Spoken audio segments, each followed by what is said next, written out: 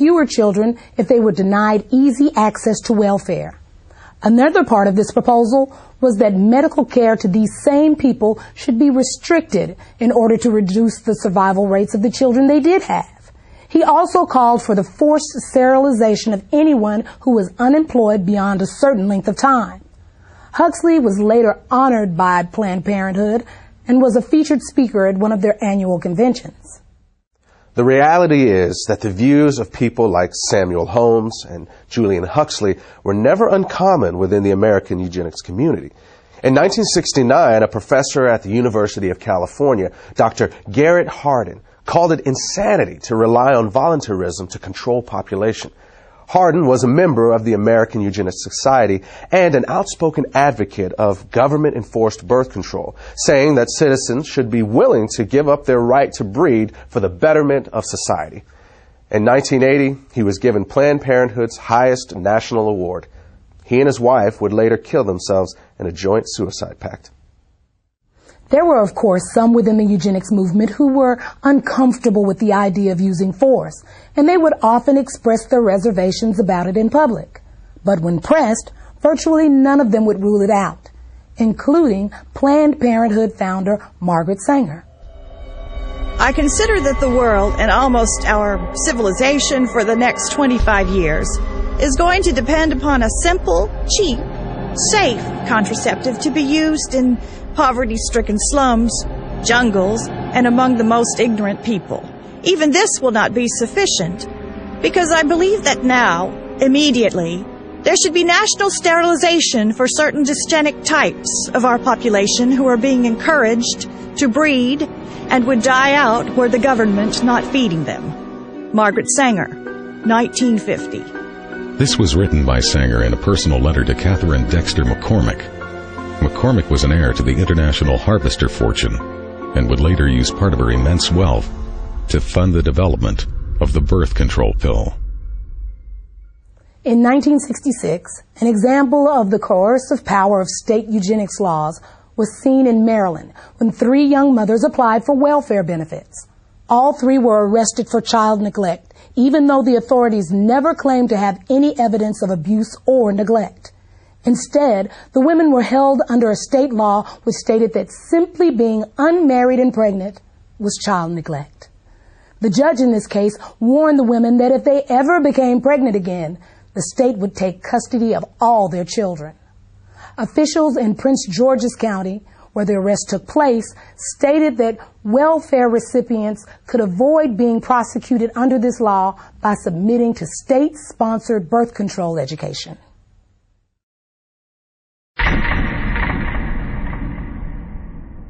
In 1934, Adolf Hitler sent a letter to American eugenicist Leon Whitney, complimenting him for a book he had written on sterilization. Whitney was the former executive secretary of the American Eugenics Society and a colleague of Margaret Sanger's. Sanger also published his writings in the Birth Control Review. In the book that Hitler was praising, Whitney had written that America could eliminate what he called the slum elements of society by sterilizing the lowest 25% of its population. He claimed this was necessary because such people are too stupid to understand or practice even simple methods of contraception. Besides, he said, the country would hardly miss them. One of the people he was talking about was named Elaine Riddick. At the age of 13, I became pregnant. I was raped by a guy that lived across the street from me. He snatched me off the street and molested me and threatened my life and said if I ever told anyone that he would kill me. When they was delivering my son, they sterilized me at the same time. They had approached my grandmother and said that if she wanted to continue to receive supplement, welfare and food stamps, or at this time they was giving out these surplus foods, canned cheese, I think it was, powdered eggs, and said that if she did not sign the X, that they were going to stop her supplements. Mind you, my grandmother was illiterate. She had never, ever gone to school. She didn't understand what it was. So she signed the acts, and they did this to me. I did not find out that they had sterilized me until I was 19 years old. I asked the state of North Carolina why they did this to me, and they said that because I was feeble-minded, that I would not be able to take care of myself, I would not be able to tie my shoes, that I was just incompetent. The state of North Carolina also said that I had never performed, at the age of 13, I had never performed a day's work in my life. They couldn't get me to do anything.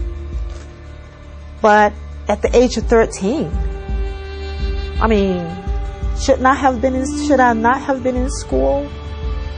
They were saying that feeble-mindedness is hereditary.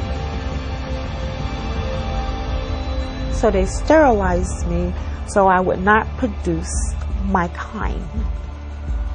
Mind you, I am not illiterate, nor am I feeble-minded. I never went into high school, but yet I still acquired a college degree. They also justified that my child or my children would be feeble-minded. My son is the president of his own semiconductor company. He has his own construction company. And he has his own real estate company.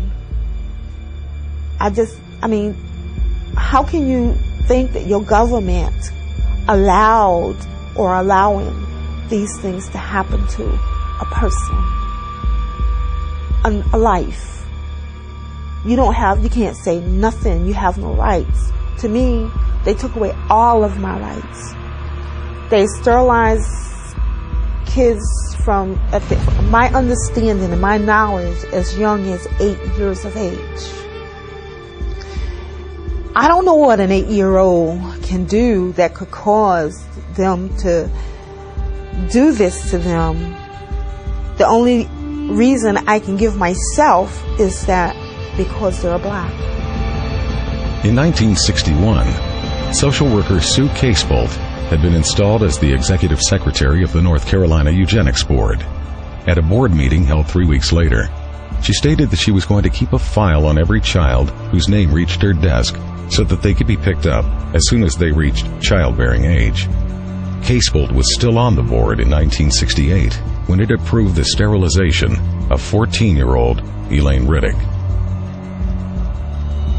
It is better for all the world if instead of waiting to execute degenerate offspring for crime or to let them starve for their imbecility, society can prevent those who are manifestly unfit from continuing their kind. 3 generations of imbeciles are enough. Oliver Wendell Holmes, U.S. Supreme Court Justice, 1927. Holmes made this statement in his ruling on the constitutionality of Virginia's forced sterilization law. It mirrored the views of President Theodore Roosevelt, who had originally appointed Holmes to the Supreme Court. In a 1913 letter to American Eugenics Society founder Charles Davenport, Roosevelt had stated that the country had no business allowing citizens of the wrong type to reproduce. In 1907, Indiana had become the first of more than 30 states to pass sterilization laws, and some of those laws stayed on the books well into the 1970s. In fact, the state of Oregon did its last sterilization in 1981 and did not abolish its eugenics board until October of 1983.